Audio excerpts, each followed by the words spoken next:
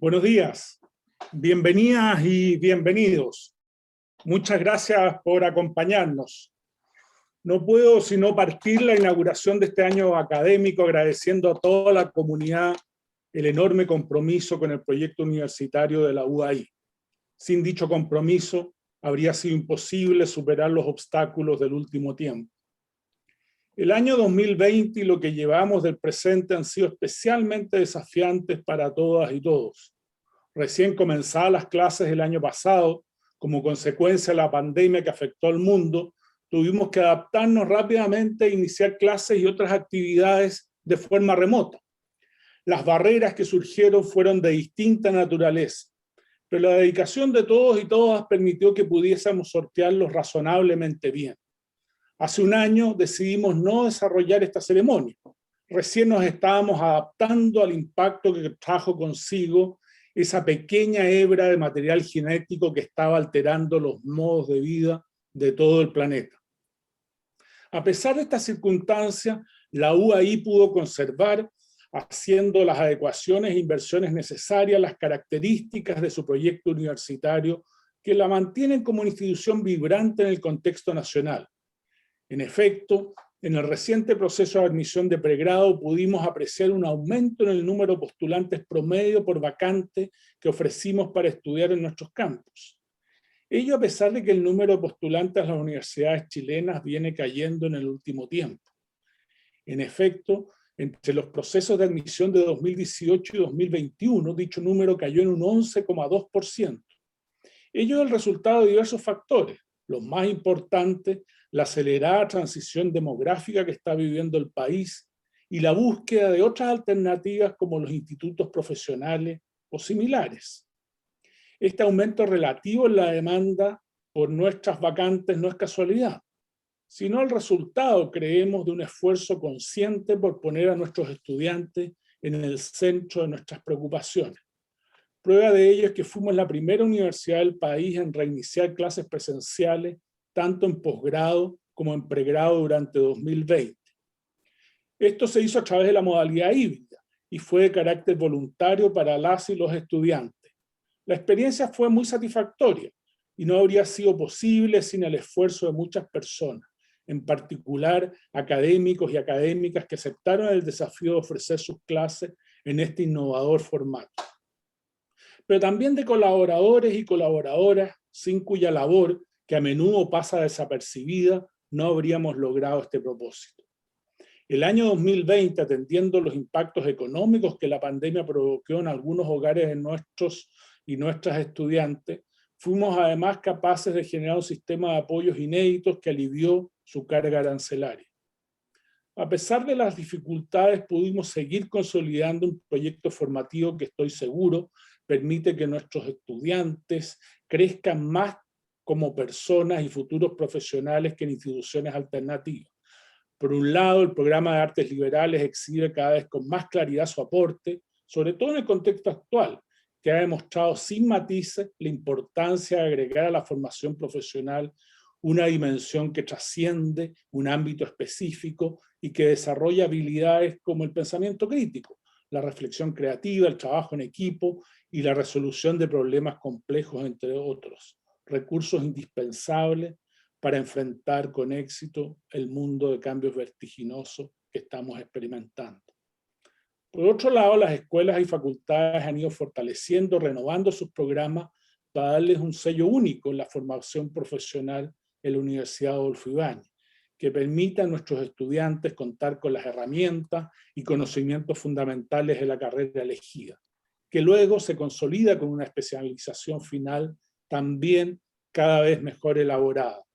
La integración de estos tres pilares nos permite estar seguros de que nuestro modelo educativo es realmente único. En ello no existe un capricho o una innovación arbitraria, sino la convicción de la universidad y de su comunidad de que debemos asegurar la mejor experiencia académica de quienes nos eligen. Por cierto, ella debe estar sometida a una experiencia de mejora continua. Así, por ejemplo, ya estamos trabajando para avanzar hacia una mayor flexibilidad curricular y mayores innovaciones metodológicas en el aula. Son innovaciones que esperamos vayan en directo beneficio de nuestros estudiantes. No se puede dejar de mencionar el aumento experimentado en los últimos años en las notas que en el proceso de evaluación docente han puesto los estudiantes a sus profesores. Eso es una demostración del compromiso del cuerpo académico con el proyecto educativo de la universidad y de su dedicación a la hermosa responsabilidad de formar a los jóvenes de nuestro país. El camino que ha elegido nuestra universidad para la formación de pregrado adquiere más sentido si se observan los diversos estudios internacionales que han aparecido en los últimos años, que muestran el mal desempeño relativo de nuestros profesionales en pruebas de habilidades altamente demandadas en el siglo XXI. Según algunos de ellos, por ejemplo, Skills Matter de la OECD, sus habilidades de procesamiento de la información, fundamental en un mundo desbordado de ella, no superarían a los que tienen personas con estudios secundarios, solo secundarios, en la gran mayoría de los países que componen dicha organización.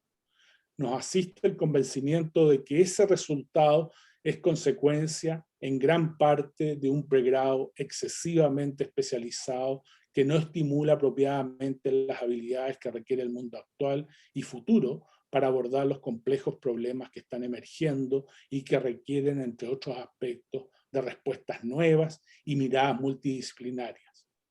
Perseverar en este modelo nos pone a la par de los esfuerzos que realizan las mejores universidades del mundo y nos da una ventaja competitiva que además se traduce en un gran aporte a Chile.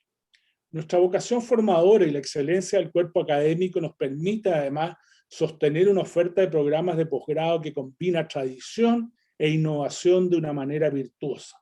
Hemos sido capaces, a pesar de la pandemia, de sostener un portafolio de programas de gran calidad que crece incorporando nuevas temáticas emergentes que permiten fortalecer el capital humano de organizaciones privadas y públicas. Se ha aprobado recientemente un octavo de doctorado que muestra la capacidad que ha mostrado la universidad para combinar de modo efectivo posgrados académicos y profesionales, permitiéndonos ocupar una posición expectante en el sistema universitario chileno en esta dimensión. En 2020, hay que reconocerlo, hubo una caída importante de los ingresos de la universidad por este concepto, entendible por los efectos económicos adversos que generó la pandemia. Sin embargo, este año estamos observando una recuperación importante que da cuenta de que nuestra oferta es altamente valorada por los profesionales del país. El cultivo del saber es una función social esencial de la universidad. A pesar de las restricciones que impuso el año 2020, la UAI estuvo muy presente en esta dimensión, generando conocimiento, transfiriéndolo a través de distintas vías a la sociedad y abriendo un debate con altura de miras en distintos asuntos de interés para el país. El compromiso de la universidad con esta función esencial es absoluto. Esto se observa, entre otros aspectos, en el aumento de la carga de investigación asignada y en los recursos de distinta naturaleza que se dedican a la investigación. Una consecuencia de estos énfasis es un aumento significativo de las publicaciones. Los académicos fueron capaces de hacer crecer en un 30% en el año 2020 las publicaciones en revistas especializadas. Por cierto, como en otras áreas, esta requiere de una mejora continua, pero es innegable que nuestro proyecto universitario coloca también al centro de sus prioridades el cultivo del saber. La UAI además se toma muy en serio su tercera misión. La pandemia no fue una disculpa para llevar adelante un número importante de seminarios y eventos de alto nivel en 2020 superior al de 2019. Estas actividades atrajeron una audiencia relevante que de alguna manera sugiere que en la UAI se deliberan y discuten asuntos de interés nacional con mucha altura de miras. Esos esfuerzos indudablemente se tienen que redoblar, más todavía en momentos en que el país discute y reflexiona sobre una nueva constitución y observa una muy reducida confianza en casi todas sus instituciones. El futuro de cambios vertiginosos que se viene obligará al país además a repensar muchas de sus políticas públicas. La universidad no se puede restar de este proceso y debe aportar con ideas novedosas y bien fundadas. Además, debe entender que la vinculación con el medio no solo puede remitirse a estas actividades. Así, y es interesante, siguió aportando a través de diversas iniciativas con las comunidades en las que está inserta. Hay que destacar a propósito de esto el esfuerzo que hizo la universidad en la acción contra la pandemia. Entre otras iniciativas, diseñó, fabricó y proveyó casi 11.000 escudos faciales a distintos hospitales y centros de salud del país. Prestó un apoyo fundamental a la plataforma que sostiene la base de datos COVID-19 y en sus laboratorios también se analizaron test PCR. Asimismo, sus centros colaboraron en otros ámbitos de diversas formas, estableciendo vínculos con organizaciones públicas y privadas y entregando soluciones o experiencias valiosas para apoyar las tareas de esas organizaciones. Así, una vez más, se revela el dinamismo y la capacidad de innovación que caracteriza a la UAI. La fortaleza de nuestro proyecto universitario creo que quedó en evidencia en el informe de autoevaluación que preparó la universidad para su proceso de reacreditación institucional. Los avances respecto a 2015, año de la anterior acreditación, saltan a la vista. Además, la universidad alcanzó en este periodo una madurez que le permitió reconocer no solo sus logros, sino también sus oportunidades de mejora. Al mismo tiempo, preparó un conjunto ambicioso de nuevos desafíos que, junto con los planes estratégicos de las distintas escuelas y facultades y el plan de desarrollo institucional de la universidad, define una estrategia sólida para los próximos años. Eso permite mirar con un optimismo legítimo la evolución futura de la UAI. No puedo terminar estas palabras sin agradecer nuevamente la dedicación de los y las integrantes de la comunidad universitaria. Ha sido un año difícil y complejo, pero ver una comunidad comprometida con el desarrollo de nuestro proyecto universitario es muy satisfactorio y llena de orgullo a todas las personas que tenemos la responsabilidad de ocupar los cargos superiores de la universidad. Permítanme ahora presentar a nuestro invitado en la inauguración de este año académico. Es para nosotros un gran honor tener al profesor Iván Jaksic en esta importante ocasión. El profesor Jaksic es Premio Nacional de Historia 2020 y tiene una dilatada trayectoria académica. Su obra es vasta e imprescindible en la comprensión de los siglos XIX y XX, no solo de Chile, sino también de Hispanoamérica. Su Andrés Bello, Pasión por el Orden, como ejemplo, es un hito de la historiografía hispanoamericana. La calidad de sus libros y artículos y el cuidado en su preparación le han permitido publicar bajo el auspicio de reconocidas editoriales como Oxford University Press, Cambridge University Press, Columbia University Press, Macmillan y el Fondo de Cultura Económica, entre otros. En Chile, tanto la editorial universitaria y Ediciones Universidad Católica han querido publicar sus escritos. Sus artículos se han dado a conocer en prestigiosas revistas académicas y demuestran el reconocimiento de sus pares en las más distintas latitudes. Si se suman sus libros y artículos en revistas académicas, el profesor Jaksic puede contarse entre los historiadores chilenos más prolíficos.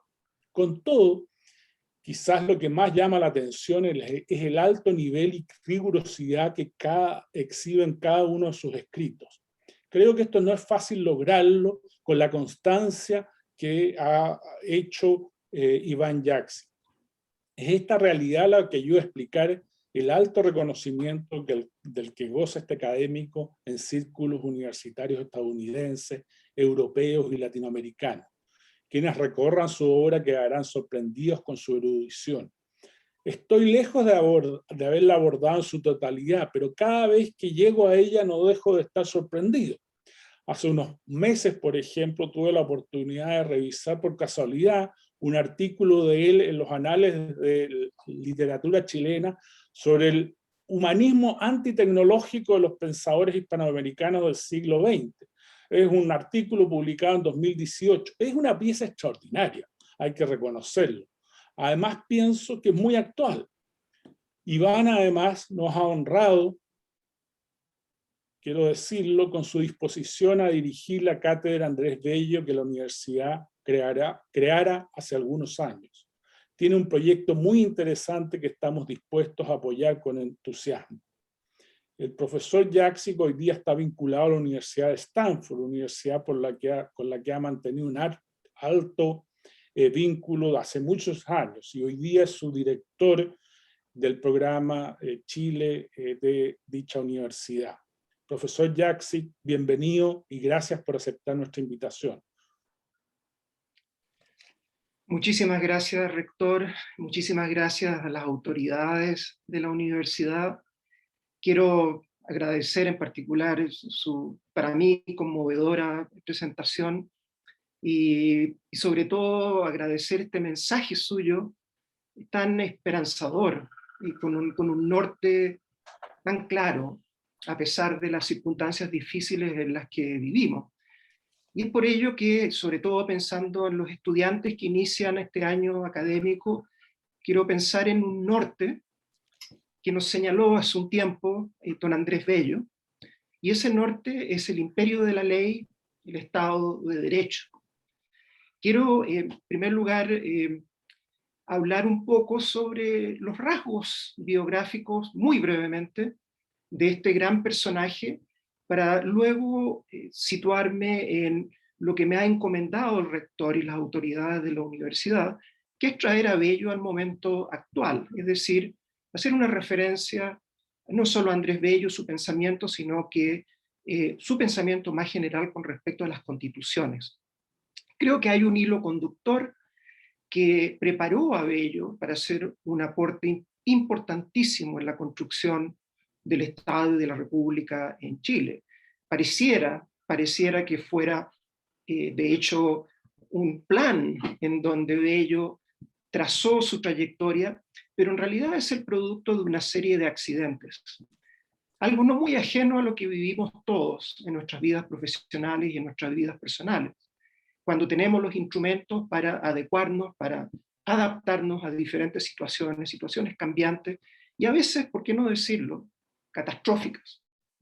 Este es el caso de Andrés Bello, que nace en el periodo tardo colonial, en la entonces Capitanía General de Caracas, y vive una vida relativamente apacible, es decir, en momentos de grandes reformas, momentos de gran prosperidad económica, con una educación extraordinaria, es decir, es una educación que incluye no solamente lo clásico, como muy bien ha dicho nuestro rector, la importancia que tiene esta educación humanística, sin perjuicio de que con posterioridad se dedique uno a temas mucho más especializados. Esa es la experiencia de Bello en Caracas, y sobre todo su conocimiento del latín, sus traducciones, su trabajo, de hecho, como oficial mayor de la Secretaría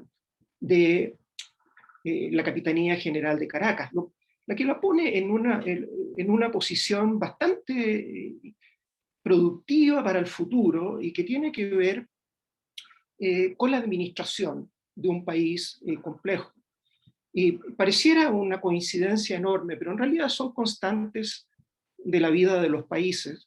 La primera década del siglo XIX es una década que ha simplemente arrasado con gran parte de la población hispanoamericana debido al contagio de las viruelas. Y a Bello le toca, de hecho, la administración de la vacuna a una población que en ese momento contaba con 1 millón de personas, le toca administrar la vacuna a 250.000 personas que están distribuidas en los lugares más lejanos respecto de la capital. Es decir, que son experiencias en donde no hay plan posible, sino que lo que se ve es la creatividad, es la respuesta ante situaciones extremas. Otra situación extrema es el colapso imperial, la invasión napoleónica, el impacto que eso tiene en un país que había gozado de la prosperidad bajo los reinos de Carlos III y Carlos IV, y que de pronto se ve en un torbellino, en donde debe buscar por sobre todas las cosas una sobrevivencia. Es así como parte Andrés Bello a Londres, acompañado de Simón Bolívar, que ha pedido expresamente que viaje con él, con Luis López Méndez, planeando una estadía de no más de unos meses. Pero ocurre que esta estadía supuestamente corta se transforma en casi 20 años. 20 años de penuria, pero son años de aprendizaje que Bello incorpora gracias a su conocimiento de las lenguas, gracias a su conocimiento de lo que es la administración pública, logra en estas difíciles circunstancias de Londres, logra llevar a cabo lo que hoy en día vemos con absoluto asombro, la calidad de su investigación, la calidad científica de su investigación en temas de lenguaje.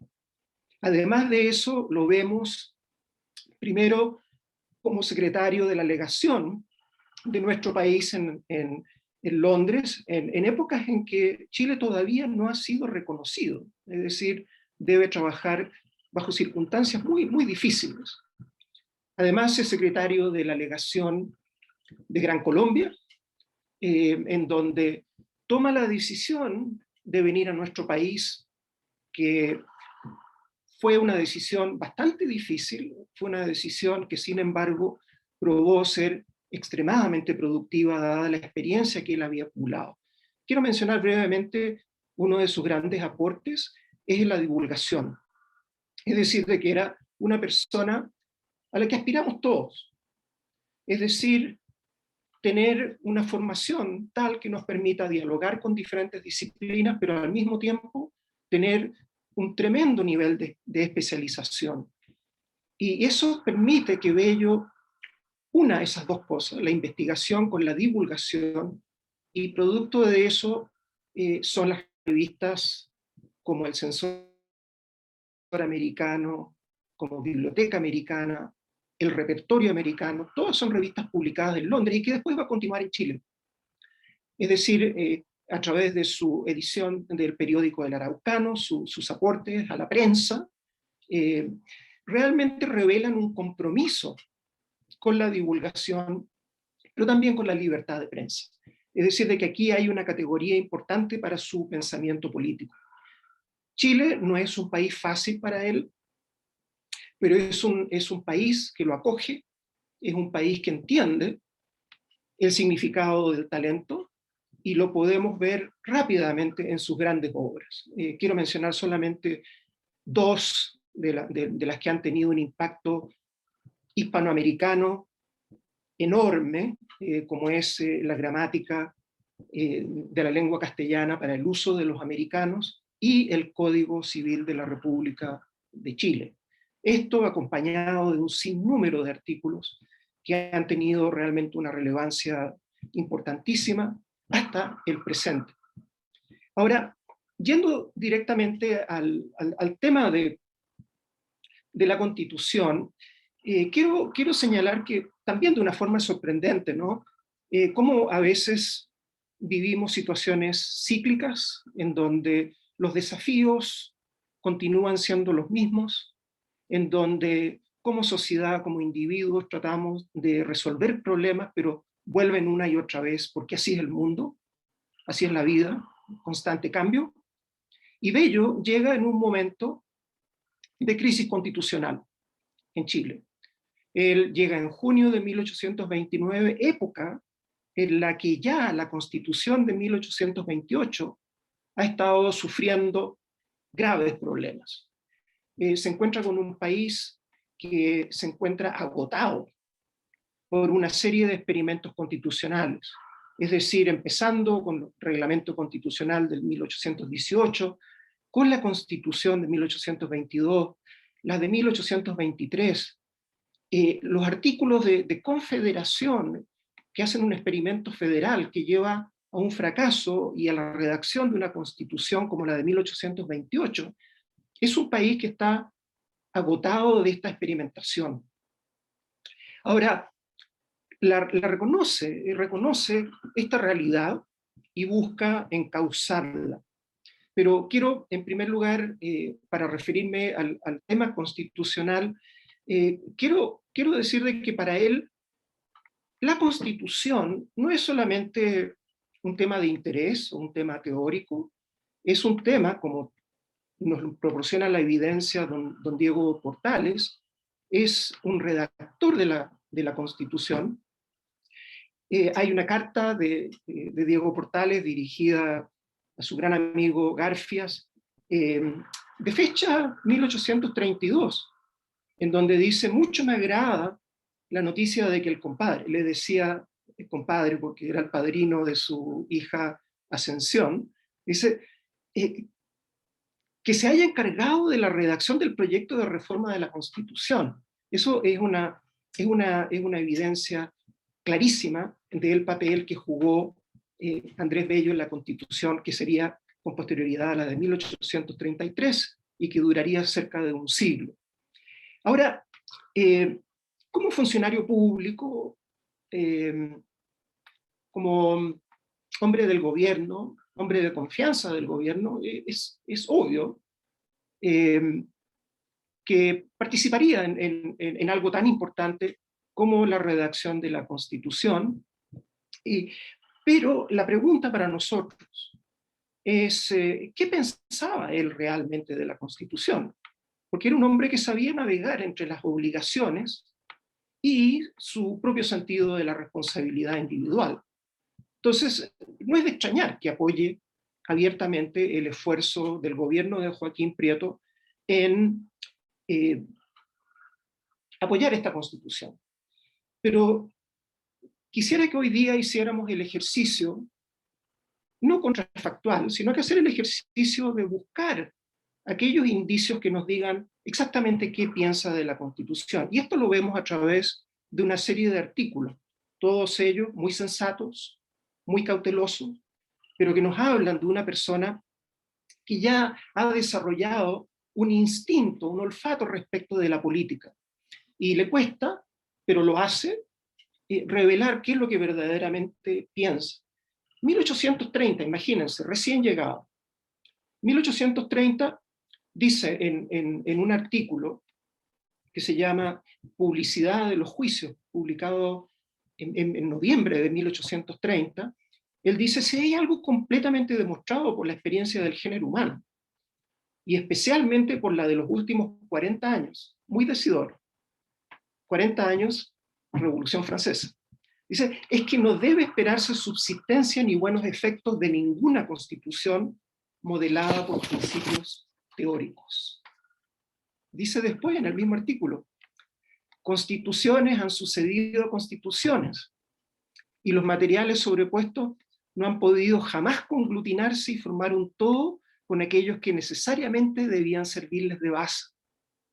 Esta es una visión, yo diría no hostil, pero escéptica, cautelosa, y que confirma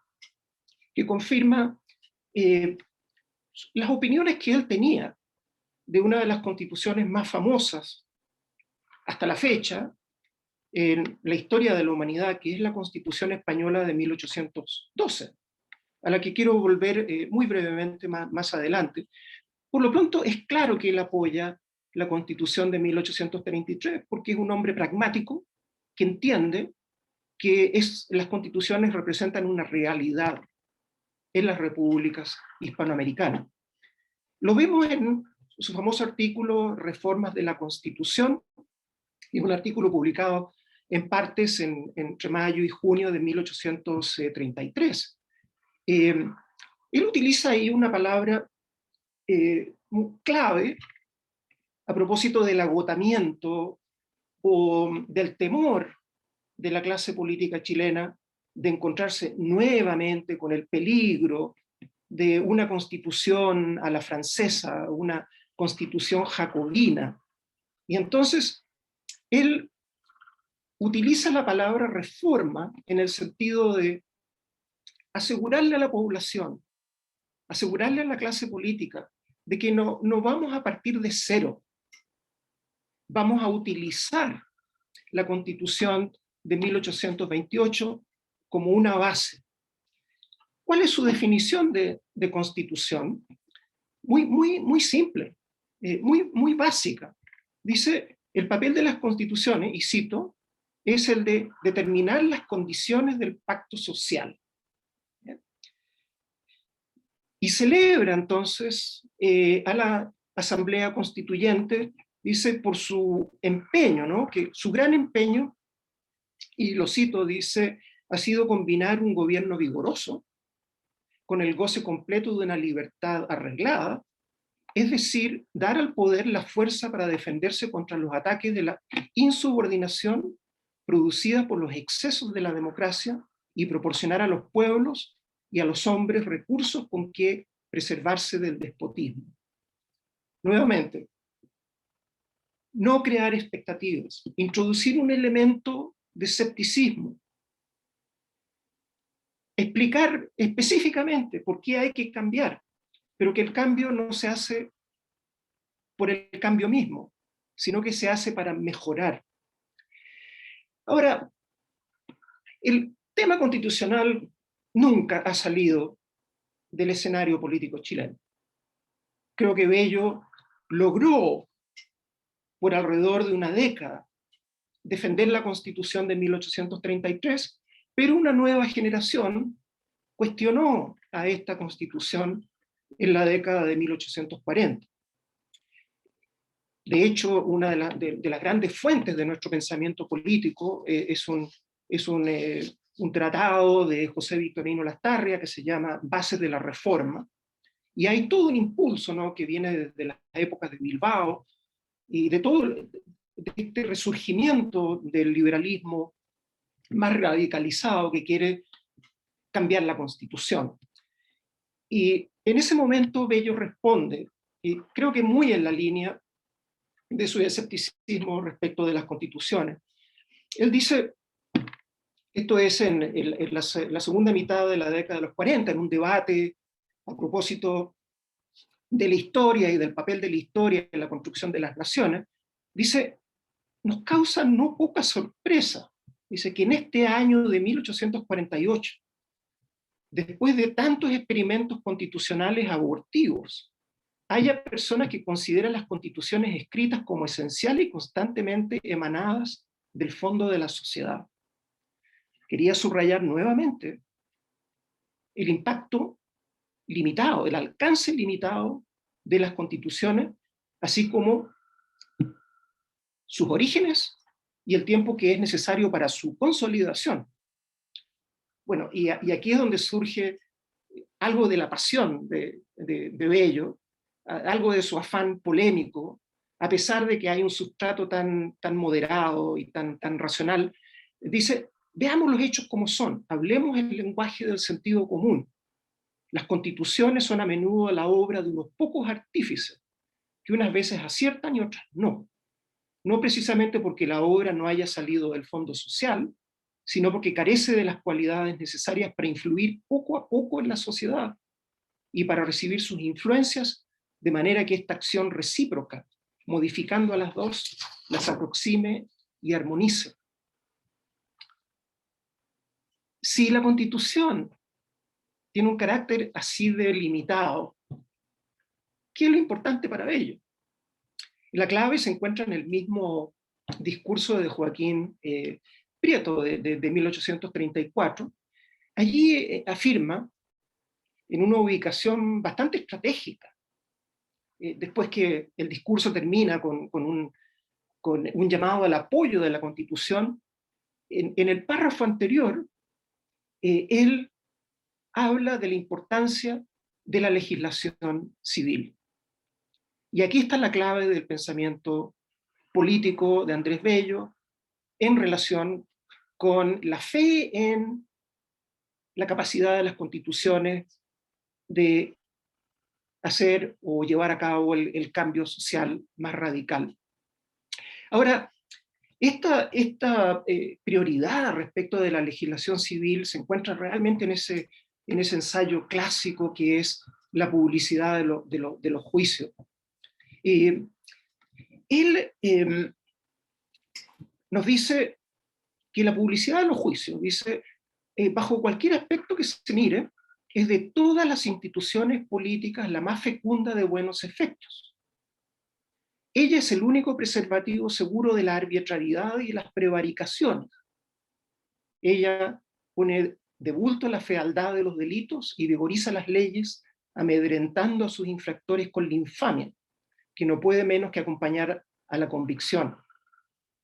Procede hablando de cómo se logra esta publicidad de los juicios, y allí le da un papel importantísimo a la prensa.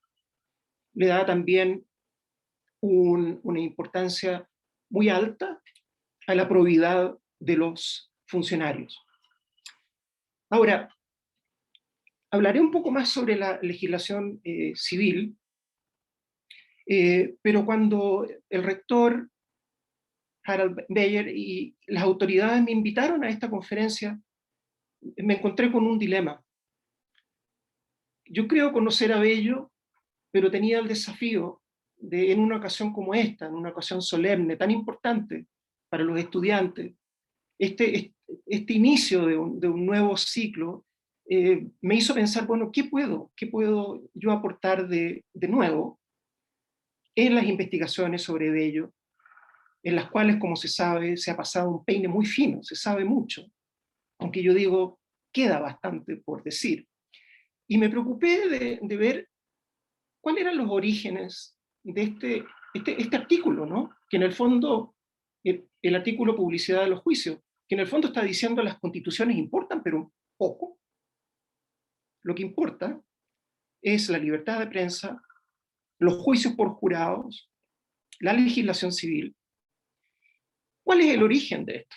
Es una publicación de 1830, pero revisando, y esto es algo muy reciente que hemos publicado hace apenas un año y medio atrás, la revista El Censor Americano, en la que se encuentra un ensayo muy importante, sin firma, en la revista El Censor Americano, que se publica en 1820, y es un artículo en donde se hace una crítica muy fuerte de la Constitución de 1812.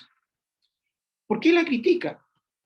Bueno, la Constitución de 1812 fue destruida por Fernando VII durante la Restauración, pero después, en 1820, con una revolución liberal, se restablece la Constitución de 1812, y en ese momento el censor americano, o Bello, hacen un examen de esta Constitución y la encuentra inaceptable por la escasa representatividad que le da a Hispanoamérica. Es decir, ya ahí tenemos un concepto importante, que es el de la representatividad, pero incluso más importante es lo que él llama la teoría abstracta de la soberanía. Es decir, le exige a la Constitución una definición respecto de qué es lo que significa la soberanía popular. Mirándolo desde Inglaterra, para él es mucho más importante la experiencia política de Inglaterra, y que tiene que ver con la transparencia de las deliberaciones, con la publicidad de los juicios.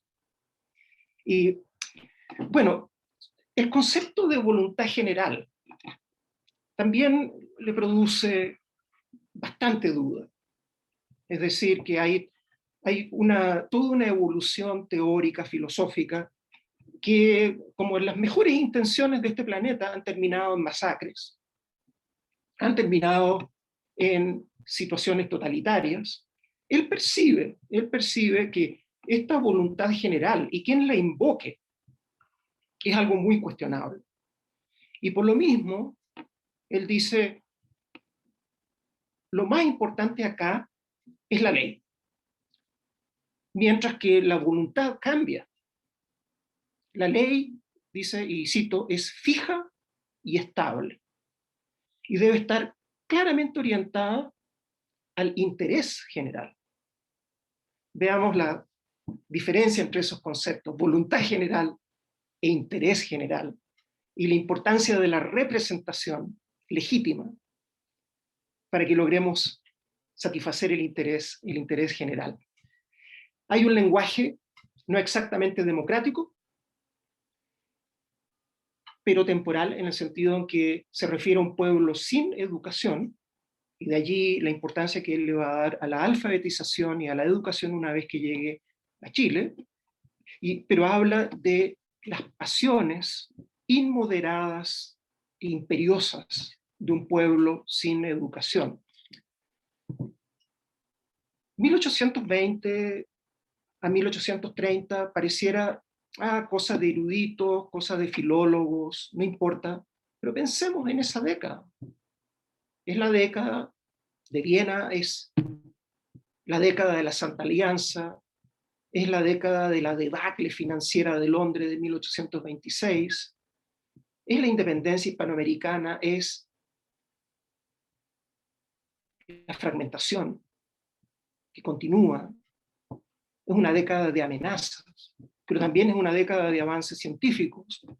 Es decir, que el mismo artículo tiene significados diferentes en 1820 y en 1830.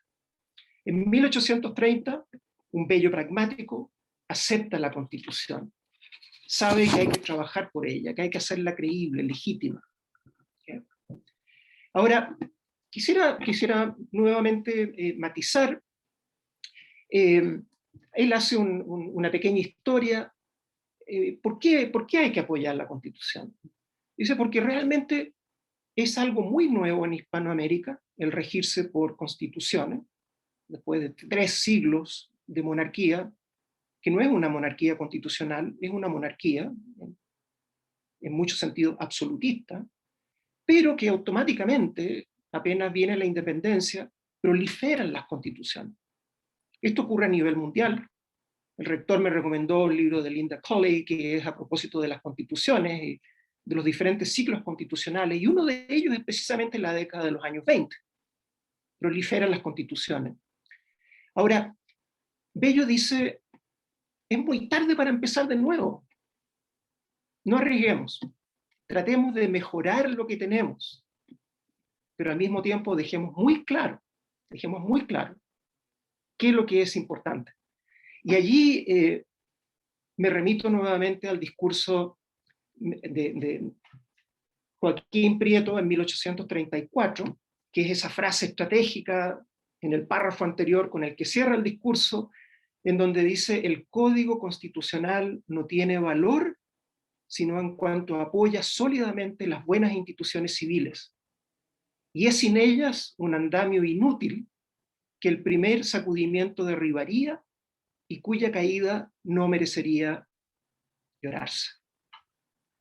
Por eso, yo creo que si hay algo que caracteriza el pensamiento de Andrés Bello, es respetar las constituciones, pero dedicarse al afianzamiento de los derechos y de las libertades civiles.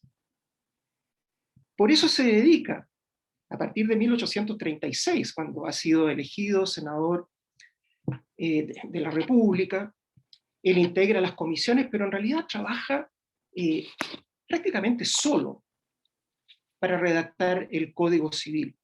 Estamos hablando de 22 años, es decir, que no se dedica esa cantidad de tiempo, de esfuerzo y de energía, si es que no existe una profunda convicción de que es en las leyes civiles, en el respeto de las libertades, que es en las obligaciones de los ciudadanos, en donde radica la estabilidad de las naciones.